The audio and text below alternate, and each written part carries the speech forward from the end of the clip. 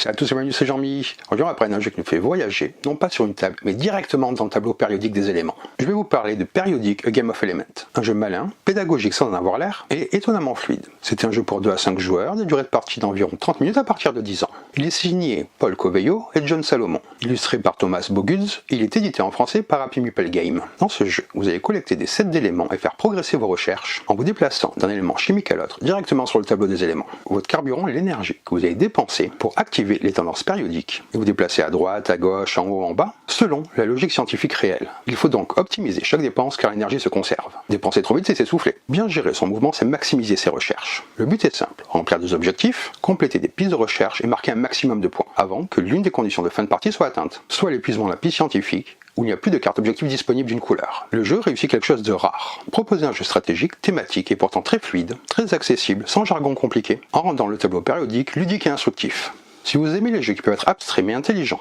les déplacements tactiques et les mécaniques qui font sens, Periodic pourrait clairement vous plaire. Prêt à manipuler les éléments? Allez, on va voir comment ça se passe! Et nous voilà avec le jeu. Donc là, ce que je vais faire, c'est que je vais expliquer les règles du jeu, et en fin de vidéo, je vous donnerai mon avis. Dans Periodic, les joueurs activent les tendances périodiques pour se déplacer à travers le tableau périodique en recherchant des éléments afin de marquer des points. Le but est d'atterrir sur et d'étudier les éléments spécifiques indiqués sur les cartes objectives disponibles. C'est la principale façon pour les joueurs de marquer des points. Pendant qu'ils se déplacent sur le tableau, les joueurs s'efforcent également de terminer leur tour au sein de familles d'éléments spécifiques, en rivalisant avec les autres pour les points académiques limités. Le joueur ayant le plus de points à la fin de la partie remporte la victoire. Pour la mise en place, placez le plateau face visible au centre de la zone de jeu. Séparez les cartes objectifs par couleur, puis formez une pile de 6 cartes objectifs verts, choisies au hasard, face cachée, au-dessus du plateau. Faites de même avec 6 bleus, 5 violettes et 5 roses. Retournez la carte du dessus de chaque pile face visible. Placez les tuiles plus 3 cases au-dessus des cartes objectifs vertes. Les tuiles prennent 2 énergies au-dessus des cartes bleues, tendance gratuite au-dessus des cartes violettes, et déplacement vert au-dessus des cartes roses. Placez un marqueur objectif vert sur chacun des éléments du plateau correspondant aux éléments figurant sur la carte objectif verte face visible. Et vous répétez cette opération pour les cartes objectifs bleues, violettes et roses. Placez les jetons laboratoire à gauche des cartes objectifs. Mélangez les cartes, groupes d'éléments, et placez-en 4 faces visibles en demi-cercle le long du plateau à gauche. Puis les 4 restantes, faces visibles en demi-cercle le long du plateau à droite. Imaginez que ces cartes-là soient des 2 côtés du plateau. Ces cartes forment une piste circulaire commençant en bas à gauche du plateau. Placez un jeton d'énergie sur chacune des zones de tendance périodique situées en bas du plateau. Chaque joueur choisit une couleur et reçoit une fiole, un microscope, un disque et 6 cubes de recherche de sa couleur. Le joueur ayant touché le plus récemment du carbonate de calcium, créé coquillage, commence la partie. Le premier, deuxième et troisième joueur placent leur disque sur le niveau 0 de la piste académique. Le quatrième et le cinquième joueur placent leur disque sur le niveau 2. Ensuite, vous allez distribuer les jetons énergie. Le premier joueur en reçoit 3, le deuxième 4, le troisième 5, puis le quatrième 3, et le cinquième reçoit 4. Le premier joueur place son microscope sur la première carte groupe d'éléments, celle située tout en bas du plateau à gauche. Le joueur suivant set une carte et place son microscope sur la troisième carte groupe d'éléments, en avançant dans le sens horaire. Le troisième joueur sur la cinquième carte, et le quatrième et cinquième joueur sur la septième carte. Ensuite, chaque joueur repère sur le plateau le groupe d'éléments correspondants, qui sont indiqués sur les cartes. Chaque joueur place ensuite sa fiole sur l'élément ayant le plus petit numéro atomique de ce groupe. Trouvez le numéro atomique ici. Distribuez ensuite à chaque joueur 3 cartes objectifs personnels, les cartes agenda, face cachée. Dans une partie à 5 joueurs, distribuez-en 2 à chacun. Chaque joueur en choisit une et remet les autres dans la boîte. Vous êtes maintenant prêt à jouer. En périodique, les joueurs s'affrontent pour rechercher des éléments et progresser sur la piste académique, en activant stratégiquement les tendances périodiques afin de déplacer leur fiole à travers le tableau. À leur tour, les joueurs choisissent entre dépenser de l'énergie pour effectuer plusieurs déplacements, dans l'espoir de rechercher plusieurs éléments, ou gagner de l'énergie, mais ne pouvoir effectuer qu'un seul déplacement. Le jeu se déroule en tours, en commençant par le premier joueur, puis dans le sens horaire. Un tour se compose de 2 parties principales. Activer une ou plusieurs tendances périodiques, ou dépenser ou gagner du jetons d'énergie afin de déplacer votre fiole, rechercher des éléments, rafraîchir les cartes objectifs complétées, avancer les marqueurs sur les pistes. Il y a 5 emplacements en bas du plateau représentant les 5 tendances périodiques. La principale façon pour un joueur de déplacer sa fiole à travers le tableau périodique est d'activer une ou plusieurs de ces tendances. Après avoir activé une tendance, le joueur déplace sa fiole de 1 à 5 cases. Un nombre exact est choisi par le joueur. Il déplace sa fiole sur le tableau, dans la direction permise par la tendance qu'il a activé. Un joueur recherche un élément en terminant son déplacement sur un élément qui contient un marqueur objectif. Un nombre limité de joueurs peut occuper un même élément. Dépensez ou gagnez des jetons énergie pour déplacer votre fiole. Il existe deux façons d'activer une tendance pour déplacer sa fiole. Dépenser des jetons énergie pour activer plusieurs tendances ou gagner des jetons énergie mais n'en activer qu'une seule. Si un joueur choisit de dépenser, il paie des jetons énergie pour activer plusieurs tendances. Pour activer la première, il place un jeton énergie sur la tendance qu'il souhaite activer. Il déplace ensuite sa fiole de 1 à 5 cases dans les réactions indiquées par la tendance. Pour chaque tendance supplémentaire qu'il souhaite activer, le joueur paie 2 jetons énergie sur la tendance correspondante. Les joueurs peuvent activer autant de tendances qu'ils le souhaitent, et même activer plusieurs fois la même tendance tant qu'ils disposent des jetons énergie nécessaires. Si un joueur choisit de gagner, il ramasse tous les jetons énergie accumulés sur une seule tendance périodique.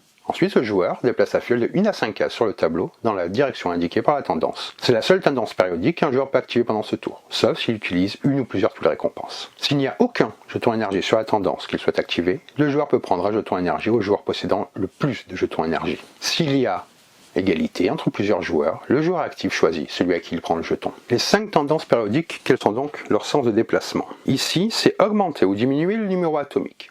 Permet au joueur de déplacer sa fiole vers la gauche ou vers la droite selon le numéro atomique. C'est la seule tendance qui permet de passer du bord droit du plateau au bord gauche, ou inversement, tant que le déplacement respecte la progression du numéro atomique. Par exemple, si un joueur était ici, sur le sodium, numéro 11, il peut se déplacer vers le néon, numéro atomique 10, en allant d'une case vers la gauche. En activant cette tendance, un joueur pourrait se déplacer vers Na, de Na vers n'importe lequel des éléments suivants. C, N, O, F, Ne, et d'autres également. Ici, s'augmenter l'énergie d'ionisation. Cela permet au joueur de déplacer la fiole vers le haut et ou vers la droite. Cela signifie qu'il peut se déplacer vers le haut, vers la droite ou une combinaison des deux directions. Ici, c'est augmenter le rayon atomique. Cela signifie qu'il peut se déplacer vers le bas, vers la gauche ou une combinaison des deux. Ici, c'est augmenter la masse atomique. Permet au joueur de déplacer sa fiole vers le bas et ou vers la droite.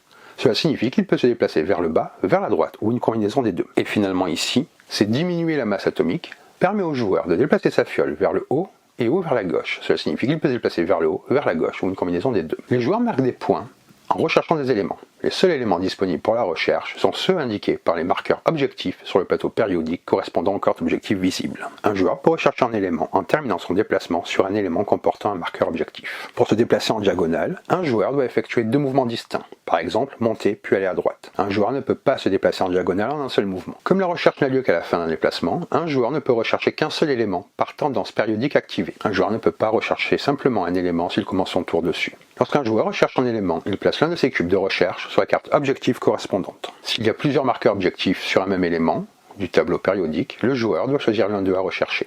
Il pourra revenir plus tard pour rechercher l'autre lors d'un déplacement futur. Plusieurs joueurs peuvent rechercher le même élément sur une même carte objectif. Mais un joueur ne peut pas rechercher 2 fois le même élément sur une même carte objectif. Une fois qu'un joueur a terminé son tour ou son dernier déplacement, il doit vérifier s'il doit rafraîchir les cartes objectifs complétées ou avancer les marqueurs sur les pistes. Si un joueur possède des cubes de recherche sur tous les éléments d'une même carte objectif, alors celle-ci est complète. Il est possible pour un joueur de compléter plusieurs cartes objectifs en un seul tour. Toutes les autres cartes objectifs non complétées restent inchangées pour le tour suivant. Pour chaque carte objectif complétée, procédez comme suit. Prendre les jetons laboratoires, les points, et récupérer les cubes de recherche. Chaque joueur ayant au moins un cube de recherche sur la carte objectif complétée, à l'exception du joueur qui a complété la carte, reprend ses cubes de recherche, puis reçoit des jetons laboratoires selon la répartition suivante. Le joueur ayant un cube sur la carte reçoit un jeton laboratoire d'une valeur de 3, les joueurs ayant 2 cubes sur la carte reçoivent un jeton d'une valeur de 5. Le joueur ayant complété la carte objectif, lui ne prend pas de jeton laboratoire, il prend la carte objectif qu'il vient de compléter. Sa valeur en points est indiquée ici, ainsi que la tuile récompense située au-dessus de la pile correspondance, s'il en reste encore des disponibles. Pour chaque carte objectif complétée, retournez la carte suivante de la pile face visible. Placez un marqueur objectif sur chacun des éléments du plateau, qui correspond aux éléments figurant sur une nouvelle carte objectif. Le tableau périodique est divisé en groupes d'éléments. Ces groupes sont représentés dans le jeu par les cartes groupes d'éléments. C'est ce qu'on appelle la piste des groupes d'éléments. Les joueurs suivent leur progression en faisant avancer leur microscope dans le sens horaire le long de cette piste de carte en carte. Lorsqu'un joueur termine son tour avec sa fiole sur un élément appartenant au groupe d'éléments indiqué sur la carte suivante de sa piste, il avance alors son microscope dans le sens horaire de cette carte suivante sur la piste des groupes d'éléments. La piste académique et la piste horizontale située sur le plateau sous le tableau périodique. Chaque fois qu'un joueur avance son microscope vers la carte suivante de groupe d'éléments, il doit également déplacer son disque d'un niveau vers la droite sur la piste académique. Ainsi, la piste académique comptabilise le nombre de points que chaque joueur remportera à la fin de la partie selon sa progression sur la piste des groupes d'éléments. Le niveau le plus à droite de la piste ne peut contenir qu'un seul disque. Le niveau juste à gauche peut en contenir au maximum 2, et le niveau encore à gauche peut en contenir au maximum 3. Si un niveau contient déjà le nombre maximal, les autres joueurs ne peuvent pas y avancer leur disque. Une fois ces vérifications effectuées, le tour du joueur actif se termine, et le joueur à sa gauche peut commencer le sien. Les tuiles récompenses que vous avez au-dessus offrent des avantages spéciaux aux joueurs qui complètent des cartes objectifs. Un joueur peut utiliser n'importe quel nombre de ces tuiles récompenses pendant son tour, qu'il choisisse de dépenser ou de gagner de l'énergie pour son action. Chaque tuile confère un bonus unique lorsqu'elle est utilisée. Une fois utilisée, la tuile est retirée du jeu, puis replacée dans la boîte. Plus 3 cases. Utilisez cette tuile après avoir activé une tendance périodique, pour déplacer votre fiole de 1, 2 ou 3 cases supplémentaires, en respectant les mêmes règles de direction que la tendance activée. Déplacement vert. Utilisez cette tuile à tout moment pendant votre tour, pour déplacer votre fiole vers n'importe quel élément du tableau, appartenant au groupe d'éléments indiqués sur la tuile récompense. Tendance gratuite. Utilisez cette tuile à tout moment pendant votre tour, pour activer gratuitement la tendance périodique indiquée sur la tuile récompense. Prendre 2 énergies. Utilisez cette tuile au début de votre tour, pour prendre un total de 2 jetons énergie provenant d'une ou deux tendances. Cette tuile ne vous permet pas d'activer la tendance dont vous avez pris le jeton. Une fois la tuile dépensée, poursuivez votre tour normalement, en choisissant soit de gagner, soit de dépenser de l'énergie. Les cartes objectifs personnels, carte agenda, représentent une combinaison unique de 1 à 2 objectifs possibles. Si ces objectifs sont atteints, ils offrent des points bonus supplémentaires aux joueurs à la fin de la partie. Un joueur n'a pas besoin de remplir les deux objectifs, il peut marquer des points pour l'un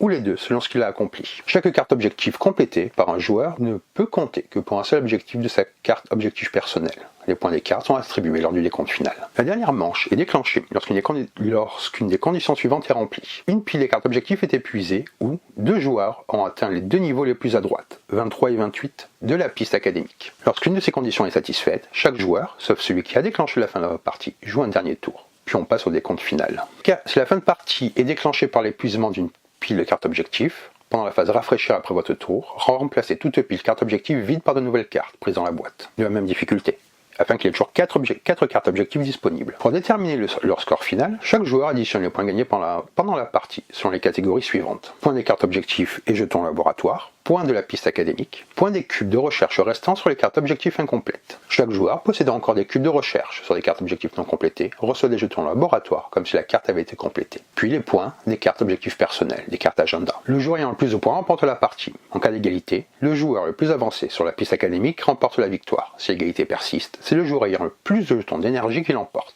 Donc voilà pour les règles de ce jeu, avec un thème assez original, et je trouve que c'est pas mal pour jouer et apprendre en même temps. Moi j'ai appris pas mal de trucs, c'est pas ma spécialité, je m'y connaissais pas trop, et je me suis vraiment amusé. Je vais maintenant vous dire ce que j'en ai pensé. Il existe des jeux qui simulent la guerre, d'autres qui reproduisent la politique, la finance ou la conquête de l'espace. Périodique fait partie de cette catégorie rare de création qui s'attaque à un univers pourtant peu exploré par le jeu de société et la science pure. Plus précisément, Périodique transforme le tableau périodique des éléments, cette matrice ordonnée du monde matériel, en un plateau vivant où chaque déplacement, chaque tendance atomique devient une décision stratégique.